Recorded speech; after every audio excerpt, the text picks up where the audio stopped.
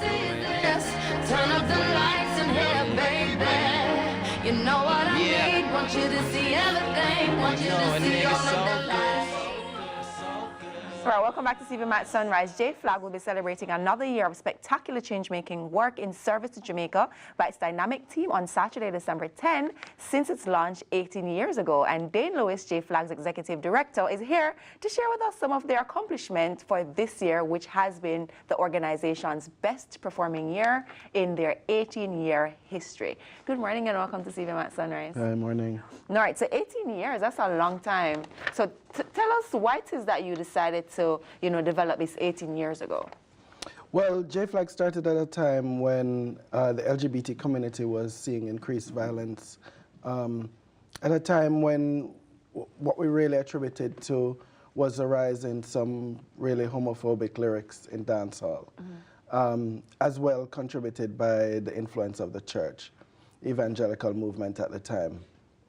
And so there was a need to create a space because we were not talking about issues of sexual orientation and gender identity. Create a space for an organization like JFLAG to talk about the issues that the community faces. And so there was a need to launch, and we launched on December 10, which is celebrated as International Human Rights Day. Oh, interesting. I mean, a lot of businesses don't even pass the first year, and you're an organization that has surpassed the first one to go to 18 years. How does it feel to accomplish this milestone? It's really awesome. We had our real celebration last night, and just to think back on the 18 years really was tremendous. I mean, I've been there 8 years. I started when we volunteered back in 1998. At a time when we also had a hotline, and it was a lot of people just calling in to get information. It really is a good feeling to be able to help bring the organization into its 18th year. Is the Jamaican public a little bit more, what's the word I'm looking for? Amenable? Acceptable? Certainly, 18 years on, definitely. I mean, I remember even having done one of the first radio programs at another media house more than 10 years ago. In fact, they had to say that it was an outside broadcast because people were beginning to gather outside the studios. Wow. Just because it was a conversation around what it meant to be gay. And so I think we have certainly moved forward. There has certainly been greater space created for the kind of conversation. I mean, we'd have never had a kind of program like this, given space on morning TV to talk about our issues. So I mean, certainly there is space that's opening up. That doesn't mean that the community isn't still being discriminated against. Ultimately, what is your mission statement down the road? Or what's your mission statement now? Well, so what we're trying to do is to create a Jamaica where those who identify as LGBT are not discriminated against because of who they are, how they love, how they show up. And that's basically it. And we're also trying to create a safer Jamaica for everyone. But wouldn't you say the internet, because it has exposed so many of us to so many things, wouldn't you say that has played a major part in how it is that we are now accepting, or certain people are now aware of everybody another type of sexual orientation? Well, it's certainly not just the internet. I mean, the space in the media to have the kind of, not just exposure, but conversation about people. And I think space for us, and we've certainly used social media to represent the community, to present the community in ways other than the stereotypes that have been put out there. One of the things you started by saying is the violent anti-gay lyrics that used to be, that the Jamaican dancehall space used to be so glibly doing. Have you made a difference to that?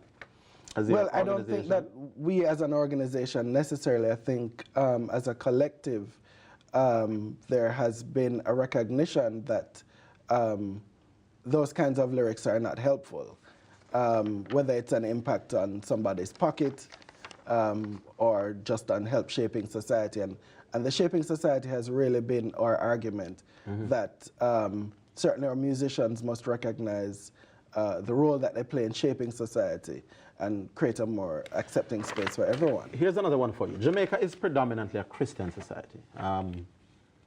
Have you found that or are you aware that it's always going to be a challenge to push the kind of message that JFLAG is pushing in a Christian society that preaches Adam and Eve. Adam and Eve, man-to-woman relationship? Well, How do you reconcile our Christian orientation to your belief that people should be allowed to, as you say, love who they want to love? well, this isn't a conversation about rewriting anybody's theological understanding. This is about creating space in a pluralistic society for everyone to live with respect, regardless. So we're not talking about what happens out in the open. We're talking about us being allowed to be ourselves. This is not a religious conversation necessarily, but certainly there's space within religion to have that kind of conversation, and certainly there are lots of persons who are having those, whether publicly or privately, and we really are thankful for those. I mean, one we call him our advocate, Sean Major Campbell, who represents the Anglican Church, has created space within his own denomination to have that kind of conversation with his congregation. Okay. And how have the issues changed today when compared to back then, say 10 years ago? How have the issues changed with regards to that community? The issues somewhat have shifted. I mean, we know that trans identity is certainly on the rise, and certainly there needs to be greater space created for that kind of conversation. The issues that are faced by the community continue to be discrimination at school, in the workplace, in your homes and communities. We still have young people being kicked out because families don't have the ability to negotiate this issue of sexual orientation and or gender identity as people come into a new understanding of themselves. Your 18th anniversary comes up soon. Any special thing to mark what you'll be doing? Well, we had our anniversary celebrations yesterday. Because there's so much that's happening over the next 2 days, and so we decided to do ours actually yesterday. What did that consist of, really? So a few formalities, you know, talking about, in fact, the year, the progress that we've made in the year, a lot of the success. And of course, one of the big things to mark is our second annual Pride, which we had in August. And also the support of the community, because part of our mission is to bring the community along with us, empower the community to be part of the change. So it's not just the organization that's attempting to do it. And let's go back to that Pride celebrations that you had in August. What was that like, and what was the reception like from just the regular man or woman in the community? People actually embraced it. I remember a comment from our bearer who we did a feeding program one of the days, what we call Feeding 5,000, where we tried to provide meals to about 5,000 people across the island. And he said, look, you know, there aren't even church groups who are trying to do this, and I think this is really remarkable what you guys are trying to do.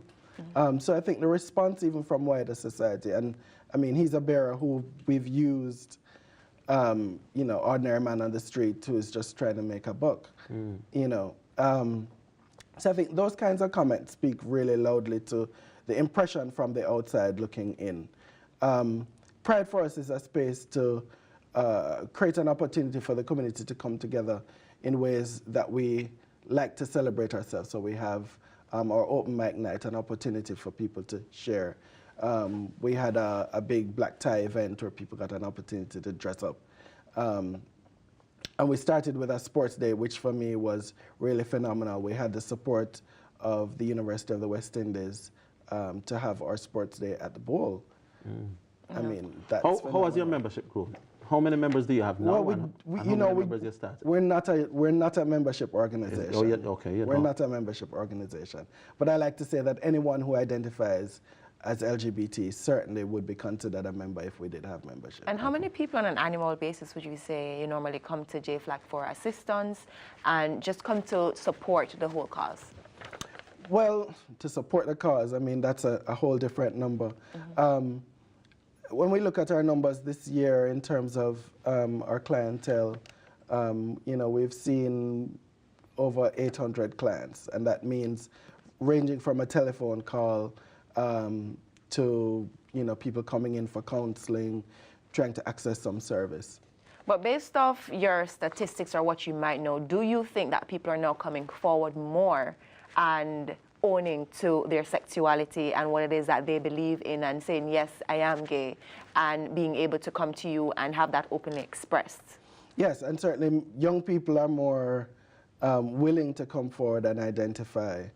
And that's really kind of encouraging, because I think that's what's helping to make the change.